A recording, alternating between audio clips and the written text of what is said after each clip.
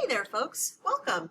So we're going to start a project that is going to be using clay. That is where we are next. And if you're working remotely, you actually have a container of all of these materials I'm going to show you and clay waiting for you right out in the vestibule. So the first thing you want is to have some kind of clay mat. And I've given everyone who's working remotely one of these to borrow. I do need it back.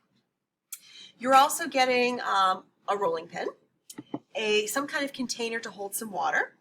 You've got a sponge. I believe I gave you a spoon, what's known as a felting knife, and then a woodworking tool. And also a tray, which is going to come in super handy. And then also several pieces of clay. So what I want to do in this video is I first want to show you a little bit of how to work with clay, and then I'll probably make a separate video to show you where we're going tomorrow. But today is kind of be some basic stuff to kind of get you thinking about clay. And if you don't have a chance to pick up your materials today, that's okay. So the first thing you want to know about clay is that clay has plasticity. Okay, that's because it has water. It's particles suspended with some water, so it's malleable. But the thing is with clay, this is potter's clay. So if you went to a pottery studio, this is what you'd be using. You want to work out all of the air bubbles first. So what you're going to do is you're going to take a thick piece of clay and you're going to push in and down at the same time. So in and down, rotate it, in and down, rotate it, in and down, rotate it. And you're going to do this about 50 to 100 times. And as you're working this, if you're doing it correctly, you should start to see the clay begin to spiral here. We kind of call this creating like a ram's head, which is like the spiraling of the horns.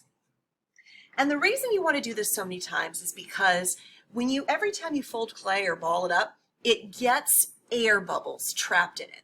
And when there's air bubbles trapped in it, once I go to fire it in the kiln after it's completely dried out, it will explode. And we don't want that. We don't want you losing a piece, and we don't want friends to be losing pieces.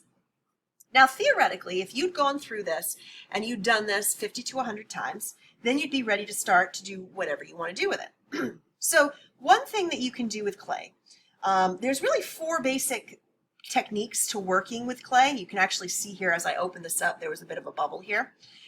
So I would want to be doing this more, but just for the sake of sharing with you guys, you could throw clay on a wheel, or when you hand build, you can pinch clay, you can coil clay, or you can make clay slabs.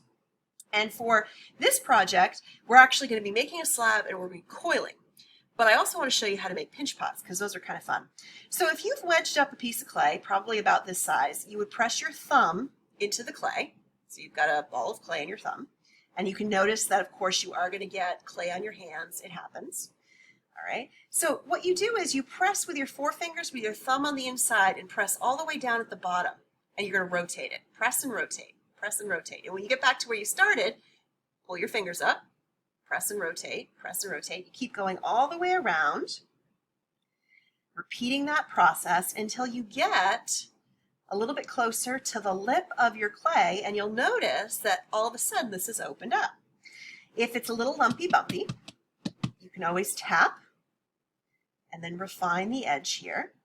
And it's really nice to have a nice edge that's consistent, and I usually tell students don't go thinner than your thumb. And if you're at home and you have extra clay and you want to make some of these, of course, you're more than welcome to. That's totally fine. If you bring it in, because you'll be bringing in your project anyway, bring that in, and I'd be happy to fire that for you.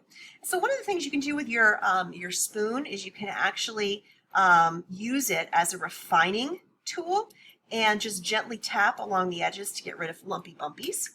If you find as you're working with your clay you get little cracks, you can always take your sponge and smooth those, or put your finger in some water and smooth that way. That's kind of nice. So simple pinch pot. Okay. The next thing that we'll be doing, and we'll actually need to do here, is how to make coils. Okay, so I'm going to save that for just a minute. So when you're creating coils, what you want to do is you want to take a piece of clay, and I'm going to take part of this, and I'm going to squish this into kind of a hot dog looking shape. Okay, roughly. Don't eat it. It's not food. So you want to put it down and you want to take your hand and you're going to roll. Students who are used to creating maybe cookies, Christmas cookies, this might feel kind of natural if you help your folks rolling out any kind of dough. But basically a coil is just a elongated piece of clay. If you get anything on your ends, it feels like it wants to collapse. There's probably an air bubble in there. And what you can do is just slice off any part of the clay that doesn't feel right. Okay. If I were to create a flat slab of clay, something that you can do at home that works really, really well, if you have a couple of pencils or a couple of pens handy that you don't need to be working with at the moment that are the same height, you can put them to the side of your clay, this over here, and you can take your rolling pin and then roll out your clay. You do want to pick it up and turn it in the other direction so you can get a slab of clay. Okay, that widens it, and you can always pick it up, and then you've got a slab of clay. If you notice any shapes in your clay, and I'm not seeing any here, but it looks like a small bubble, and if you press it, it moves, that's an air bubble. Okay, so if you get an air bubble in your clay, you want to just take maybe your felting knife, poke at it, and then smooth it out. All right, so pinch pot, slab, and coil.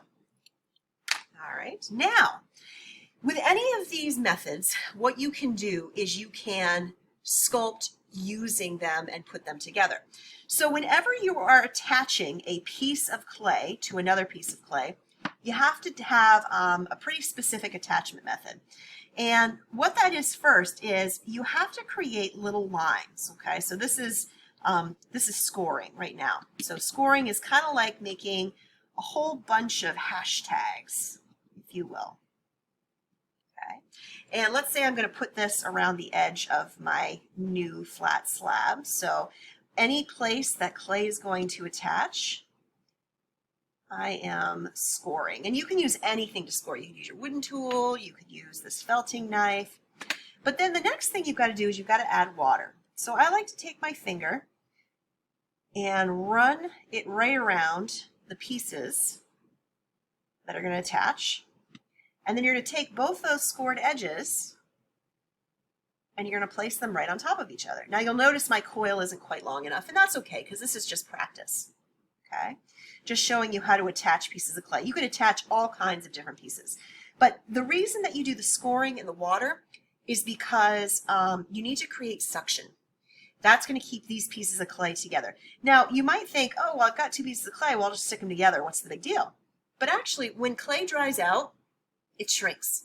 So the likelihood of this coming apart is pretty great. But when you score and add water, it becomes far less. And then the last step is to take your wooden tool, and I like to use the one that almost looks like it's got like a spoon edge to it. I stick it in the water, and then I smooth my edges together, just like this.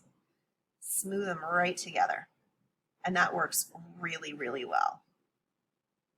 And then if you need to, you can always go over it with your finger. Refinement in clay is really important because nobody wants to get their piece back and have it be all sharp and kind of yucky. You don't want to hold it.